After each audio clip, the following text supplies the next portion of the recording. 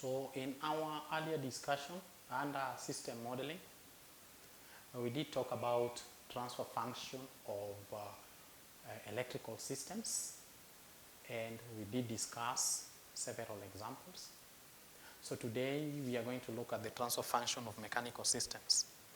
And when you talk of transfer function of mechanical systems, then we usually have two. The mechanical systems are divided into two. We usually have translational systems, which move. We have translational systems,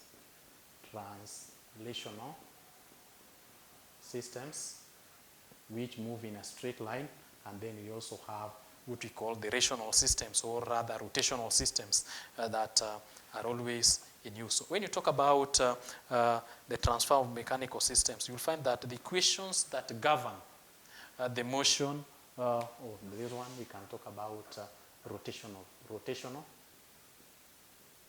stroke rational systems.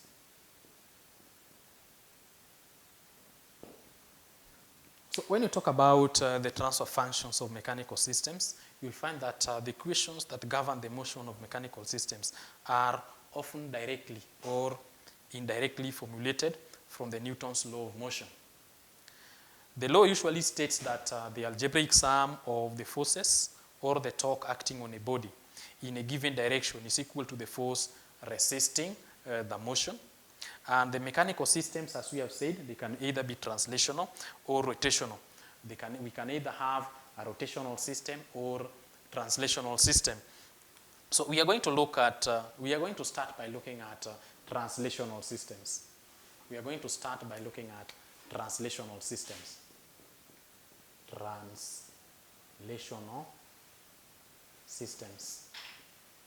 We're going to start by looking at translational systems, and maybe we look at most of the rotational systems. We'll cover them under what we refer to as the electromechanical systems, where we will be talking about the DC motor transfer functions, whether it is armature control or whether it is field control. And at that point is where we are going to look at the rotational systems. But we look at the elements of both rotational and translational systems on how to come up with what we defined in our earlier discussion as the integral differential equation. So let's look at the transfer function elements or that are used in translational systems. So we can talk about translational systems, and then we look at the transfer, the basic elements that are used. So you'll find that the basic elements and their terminal relations are shown below. So the basic elements, we can talk about M, which usually represent the mass of an element. We can talk of M as the mass of an element. Talk of M as the mass of an element. Another element, we can talk of K as the Spring's constant. Spring constant. We can also talk about R. Some people usually talk of B. It can either be B or R. R, which is now the friction constant. Friction constant. Another element that is also very, very important, we can talk of the F for the force applied.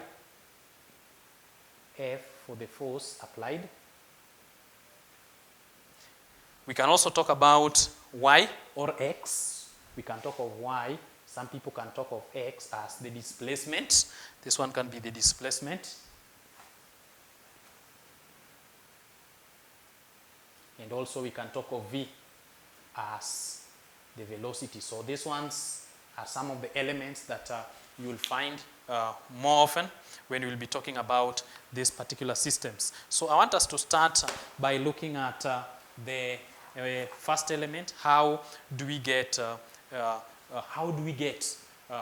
obtain the integral differential equation given a mass? So we are going to talk about the first one. We can talk about mass M. Mass M. So when you talk about mass M, consider that is a mass. If you consider that one as a mass, then maybe you can talk of the mass being pulled by some force. We can talk of F of t in time domain. Then the force, when it is pulled, it will move a distance y. We can either talk of y or x. So we can talk of x of t.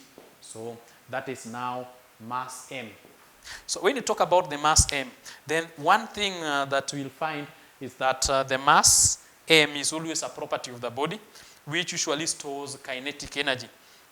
And if a force is applied on the body having a mass m, then it is opposed by an opposing force due to the mass. And this opposing force is always directly proportional to the acceleration of the body. And in this case, assuming elasticity and the friction are negligible. So in that case, for us to get the force that is as a result of this, we know that F of t will be equal to ma, where m will be the mass and therefore a will be acceleration. We know that from the acceleration a, from here, we know that acceleration a is given by a change in velocity over time, which is dv over dt, and therefore this one can be equivalent to m dv all over dt, and still in time domain. Then after that, we know that v, velocity is always given. The velocity is always given as distance all over time. Velocity is always given as distance over time, and that is always the distance. We can talk of x or y. So in this case, this one can now be equals to m d squared x all over dt squared, and that is now how. So anytime you find a mass as an element of a mechanical system, then how this one will be the basis of forming the integral differential equation. So that is how we can derive the equation whenever a mass is present. So what we can clearly see is that whenever we have a mass in a system, then definitely that particular equation that will be represented by that particular system will be a second order, because mass represents a second order system. The next element that we can talk about is what we refer to as, that is the second one, that is now what we refer to as the friction, or we can call it the friction. No, not the friction, but we can call it the spring. We can go with the spring first. So we can talk about the spring first. So we can talk about the spring first, or we talk of the spring S. So we can see, maybe we can have this one, this side fixed. Then we have a spring here. Then from there, we have this one, a force, F of t. And then when a spring is pulled, then it moves a distance x of t. A distance x of t. It moves a distance x of t. So of course we can talk about this one as k, and then that is now what a spring is all about. So when you talk about the spring in this case, then we know that what is it that relates a spring with a force, and we find that what relates a spring with a force is what we refer to as the Hooke's law, and therefore F of t will be given as k, y, or kx. We used x before, so we can be consistent by saying that it is kx, and again of t. This one can still be written as k as is equals to k integral of vt dt. Vt dt. So whenever we have a spring, then that is what we are supposed to have. So you will find that a spring S is an element which stores potential energy, and it is a force that is applied on spring K. And if a force is applied on spring K, then it opposes an opposing force. It is opposing the force due to elasticity of the spring, and this opposing force is proportional to the displacement of the spring, and that is what we have considered when coming up with that particular equation. So the other one that we can talk about is what we can refer to as the dashpot or the damper. So this one we talk about this, we talk about the spring. So the second one, so the third one, we can talk about the dashpot or a damper. The dashpot or a damper. And when you talk about the dashpot or a damper, maybe we can have this, then here, then we can have maybe something like this, then so like that, then it goes, you can have f of t here, then the f of t will also move a distance x of t. So x of t is there. So that is what we have for that. And we'll find that in this case, for the dashpot, you'll find that the dashpot, if a force is applied on the dashpot R, then it is opposed by an opposing force due to friction of the dashpot. And this opposing force is proportional to the velocity of the body, assuming that the mass and elasticity are negligible. So when you talk about this, then from there we know that Fr, that is the force as a result of the friction, Fr is such that is proportional. Fr is always proportional to V. Fr is proportional to V. Fr is proportional to V.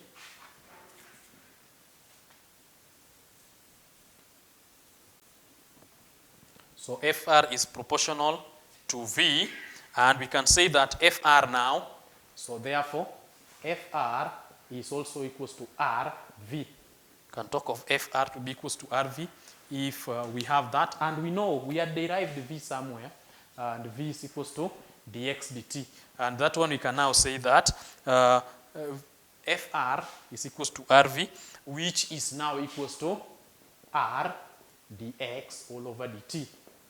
R dx over dt, and in that case we can talk about that is now what of course that is now what we have, and of course all this should be in time domain. So those ones are the elements for the translational systems. I want us to look at the elements that are used in what we refer to as the rotational systems or rational systems.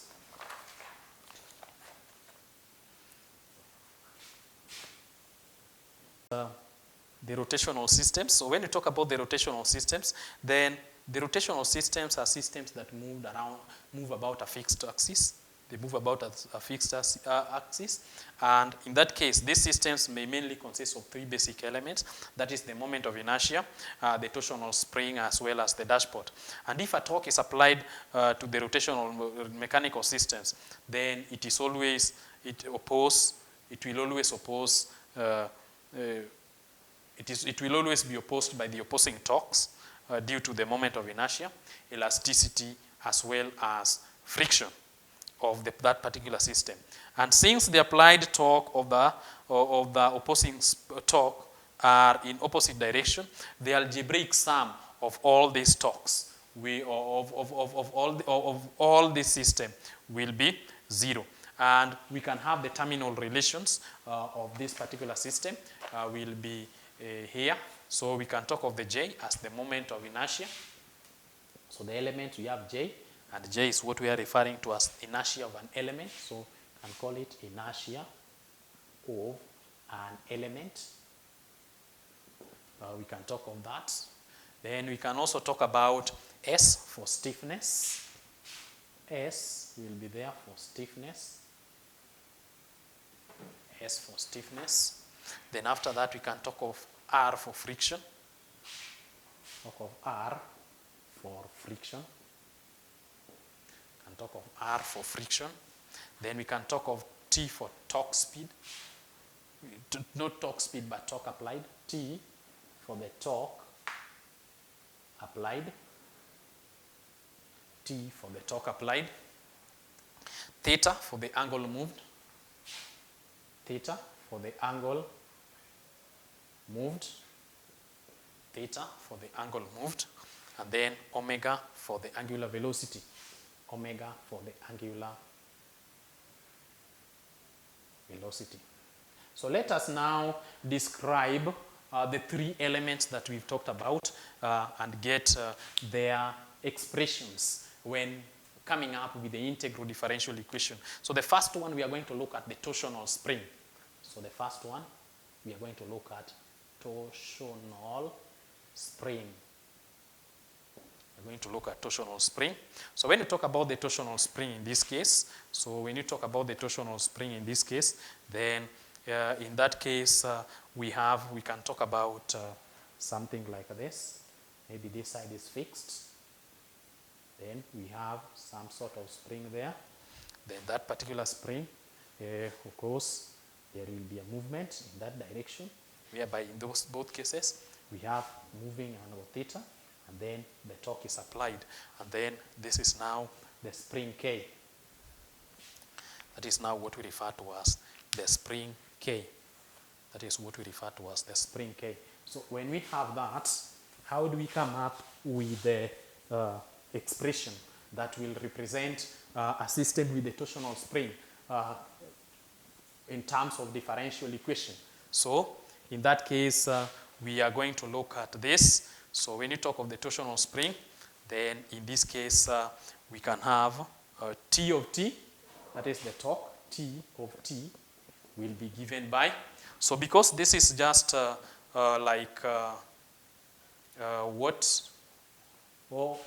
with relation to what was there with the spring, so there will be a movement times the distance that is supposed to be moved. So we can have S integral of omega dt.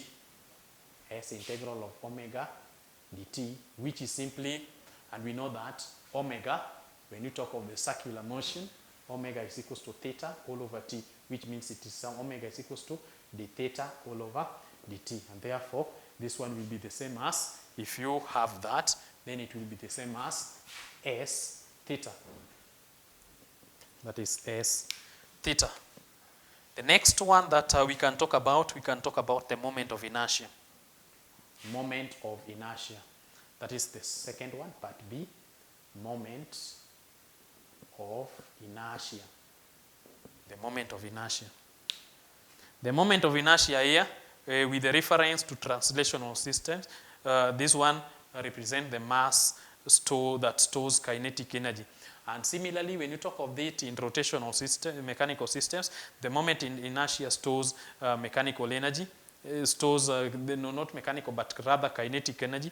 And if the torque is applied to a body having a moment of inertia J, then it is opposed by an opposing torque due to the moment of inertia. And this opposing torque is always proportional to the angular acceleration of the body. And in this case, we are assuming that elasticity and the friction are negligible. So when you talk of the moment of inertia, then we can have that. Talk of moment of inertia, then we can have that. Then maybe we can have that one. Then that is a mass. Then of course we have T, then we have theta. So in that case, we can talk of T of T, that is T in terms of time domain. T in terms of time domain will be given by J, which is now the moment of inertia, J d omega over dt. And that one is still in T, which we know that omega is also that one, theta over T, which means that it will be J d squared theta all over dt squared.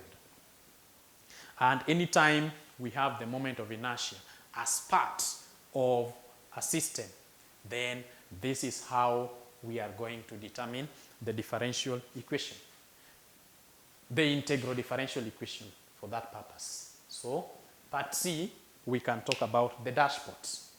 We can talk about the dashpot. Dashpot.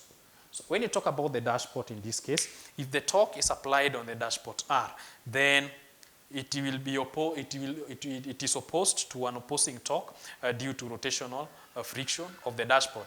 And this opposing torque is proportional to the angular velocity of the body. And in that case, we have to take into consideration and assume that the moment of inertia and elasticity are negligible. So in that case, we can have a dashpot here. So you have that part fixed. Then from there, we can have a dashpot. So we can have a dashpot in that manner. Then from here, we can have this. Then we have the torque. We can have the torque as well as theta. So we can talk of T here. Then here is theta. Then, of course, that is now what you have for the dashpot. Just like in the other case, T of T, in this case, T of T will be equal to, T of T will be equals to R omega. R omega, and this is still in T domain, which is the same as, and we know omega is theta over T, so it will be R d theta all over dt of T. And those ones are the elements that will be used, especially with the reference to rotational systems as far as rotational systems are concerned. So now I want us to look at what we refer to as we can look at some of the examples in this.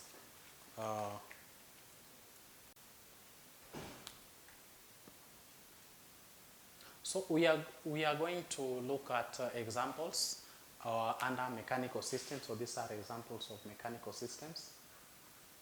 Mechanical systems. So how to develop differential equation, that is standard transfer functions of mechanical systems. So we are going to look at how do we come up with the integral differential equations for this. So the first thing, that the easiest way of going about this is that you come up with what we refer to as the body diagram, whereby the body diagram, you can just have something like that. Then you can talk of this one as the mass, and then you give the direction of the forces. So if this particular mass is pulled on the right, then there will be a force F of T on the right. Then the force F of T, there will be an opposing force Fm. The mass will be opposing, and then the same with R will be opposing, Fr, and the same with this one, Fk. And therefore, those ones are the forces that are going to balance. So looking at, with application of the Newton's law of motion about the balance of forces, therefore, we can see that this force F of T should be equal to the sum of all these particular forces. And therefore, we can simply say that F of T should be equal to Fm plus Fr plus Fk. So that is going to be our first equation that we are going to find. Then if you remember with the elements how we come up with this, then we can simply say the mass here, the force, the mass here will be m d squared x all over dt squared plus r dx all over dt plus kx. Of course, all this and in time domain plus kx. So with that, and looking at the elements, you shall have formed what we refer to as the integral differential equation. And therefore, f of t, in this case, now you already have integral differential equation, and now you can go further and obtain the transfer function using the S operator. So we can talk of taking the Laplace transforms. If you take the Laplace transforms, in this case you can say, in this case, if you take the Laplace transform, then of course d dt will become s, d squared dt squared will now be s squared, and therefore f of s will now be equals to m, then d squared, that is s squared x of s, they change from time domain to frequency domain, plus, in that case now we talk of r, and d dt will now be s x of s plus k x of s. Then from there now, you can now rearrange, you can now factor out x of s. F of s is now going to be x of s into m s squared plus r s plus k. So that is now what you have for the transfer function. And of course, when you pull it, then the input is going to be the force and the output is going to be the distance moved. And therefore, to get the transfer function, which should be the Laplace transform of the output over the Laplace transform of the input, rather the Laplace transform of the ratio of output to the Laplace transform of the ratio of the input. And therefore, we can talk of x f of s, which is simply going to be which is simply going to be 1 all over ms squared plus rs plus k. And that is now, with that, we shall have obtained the transfer function. So that is the transfer function of that particular system.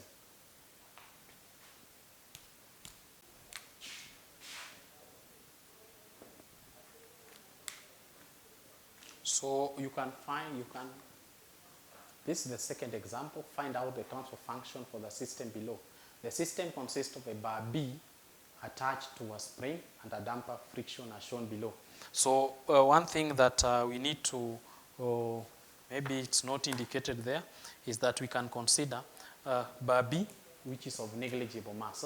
So we can note that bar B, NB, we can note that bar B is of negligible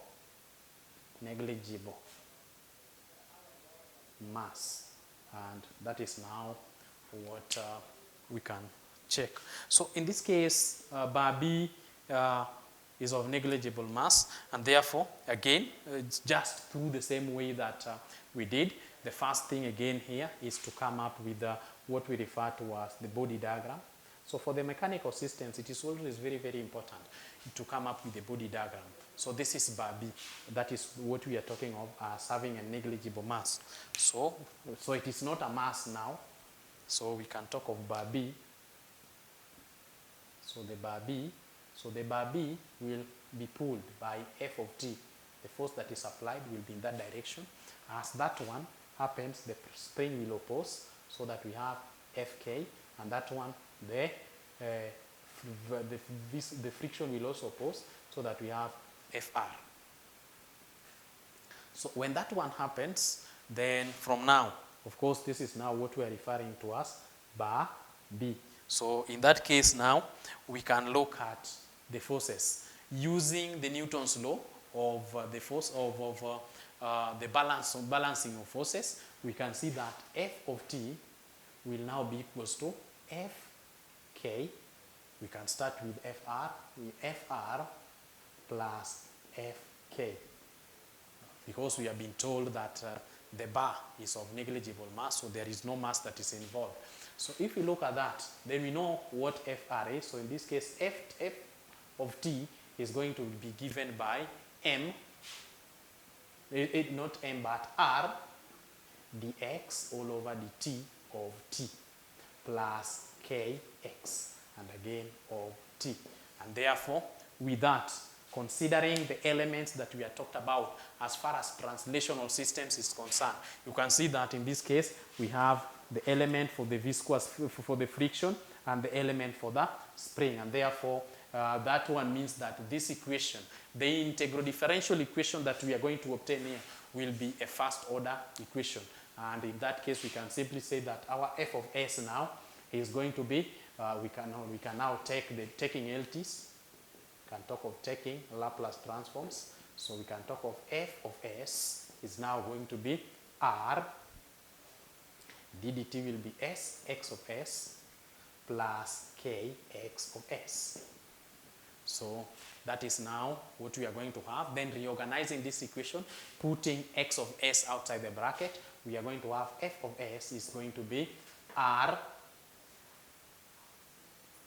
we can have x of s into r s plus k.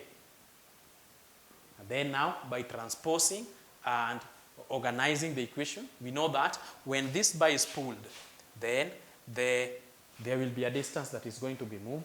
So the distance is going to be the output, while the force that is applied is the input, and therefore F of S, we can talk of, therefore, transposing and reorganizing, we have X of S all over F of S will be equals to 1 all over R S plus K. And that is what we refer to as the transfer function of that particular system. So that is how to obtain the transfer function of such a particular system.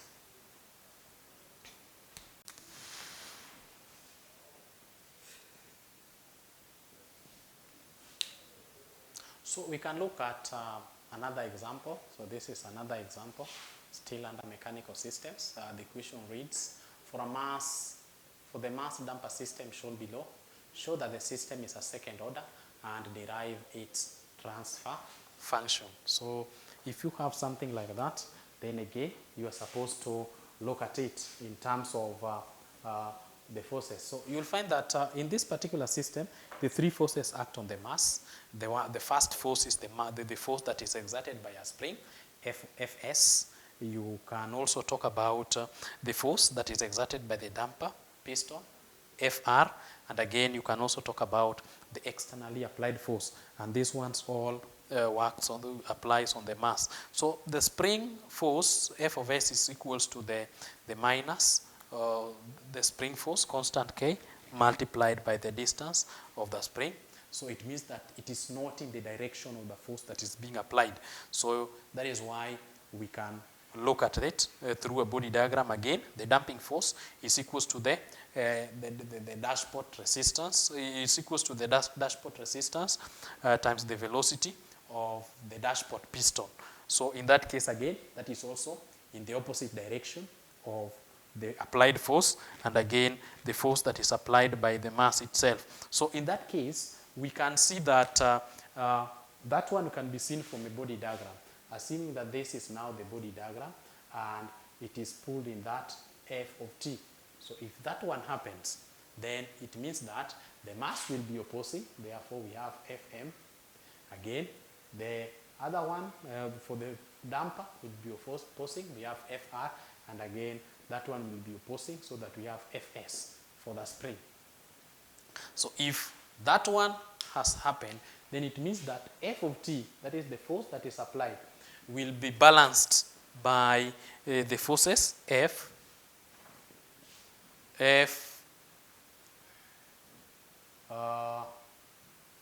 will be balanced by the forces Fm plus Fr plus Fs. So those are the forces that are going to balance this. So from there, we can look at, this is now the mass. So we can look at F of t will be equals to Fm as a result of the mass m d squared x all over dt squared of t plus the one for the r will be F will be what were we given? We were supposed to use r dx all over dt, and again still of t, and plus the one for the spring, which is kx, and again of t. So with that, you can see, from there you can see that because it has got a square there, which is now the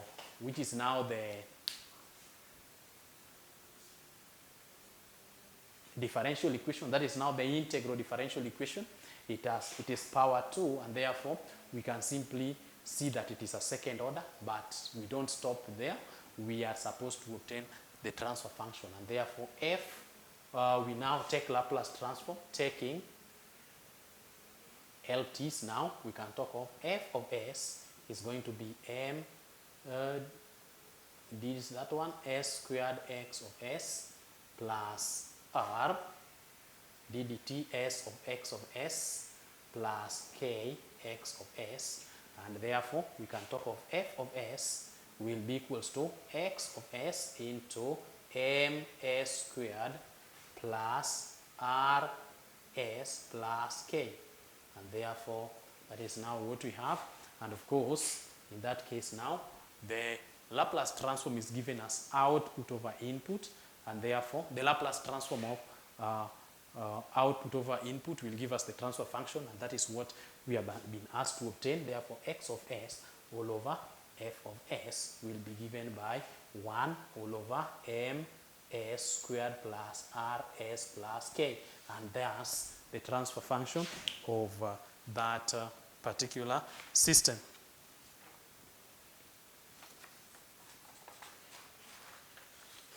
So all these materials can be found at www.ees.edu.